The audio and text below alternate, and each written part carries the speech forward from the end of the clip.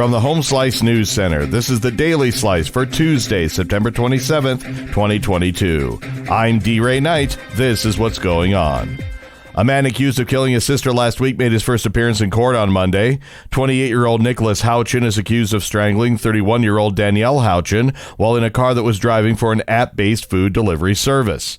Witnesses told police there were other people in the vehicle drinking and driving around Rapid City when a physical confrontation between the siblings resulted in Nicholas allegedly choking Danielle until she became unresponsive. Houchin is charged with first-degree manslaughter, and if convicted, he faces up to life in prison. His bail is set at $100,000 cash. A Rapid City police officer responding to a traffic accident got involved in an accident of his own. Amy Rose has more. A police officer sent to handle a 3-vehicle crash Sunday was involved in another crash himself. The patrolman was responding to a 2-vehicle crash near the intersection of Elkvale Road and Creek Drive when another car slammed into his patrol car and the driver took off running. The officer chased the suspect and arrested him on Creek Drive. The suspect, 38-year-old Russell Timms of Blackhawk, was charged with DUI, hit and run, injury accident, no proof of insurance, obstruction, and a probation violation. A Rapid City man accused of killing a man at the Grand Gateway Hotel earlier this spring was arraigned on an upgraded murder charge Monday. Quincy Robe is charged in the shooting death of Myron Purrier.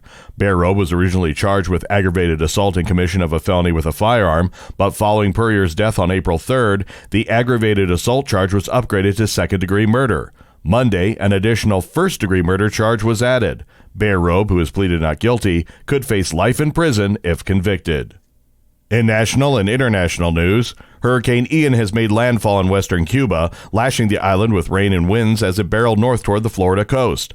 The U.S. National Hurricane Center said Ian hit Cuba early Tuesday as a Category 3 storm as it continued to strengthen with sustained winds of 125 miles per hour.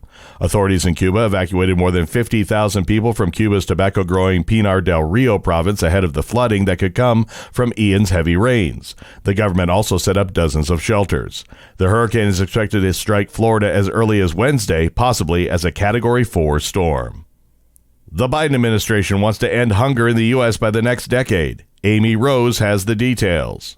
The Biden administration has an ambitious goal for America, ending hunger in the U.S. by 2030. The administration's plan includes expanding monthly benefits that help low-income Americans buy food. It also seeks to promote healthy eating and physical activity so that fewer people are afflicted with diabetes, obesity, hypertension, and other diet-related diseases. Expanding Medicaid and Medicare access to obesity counseling and nutrition are part of the strategy. President Joe Biden is hosting a conference this week on hunger, nutrition, and health, the first by the White House since 1969. Now the latest on the war in Ukraine. Ukraine's presidential office says at least 11 civilians have been killed and 18 others wounded by the latest Russian shelling. A strike on the town of Pervomysky in the northeastern Kharkiv region killed 8 people, including a 15-year-old boy, while 3 more people died in an attack on the eastern Donetsk region. As the war continues, a spokesperson for China's foreign ministry said Tuesday that the UN Security Council should help mediate the end of the war. China tacitly supports Russia's actions, claiming it was provoked into the conflict by the U.S. and NATO and opposes sanctions. But it has not recognized Russia's territorial claims, including the Crimea. Your weather forecast from the Home Slice Weather Center. Sunny and nice with a high of 75, low tonight 51.